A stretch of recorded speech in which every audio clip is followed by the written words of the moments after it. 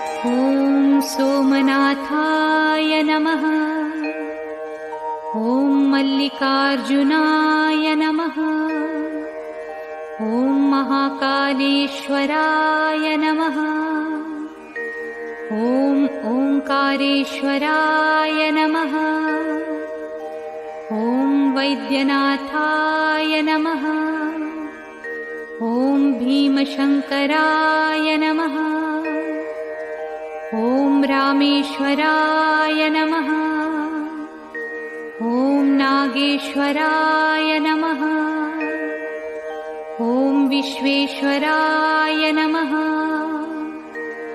ॐ त्र्यंबकेश्वराय नमः। ॐ केदारेश्वराय नमः। ॐ भुस्मेश्वराय नमः।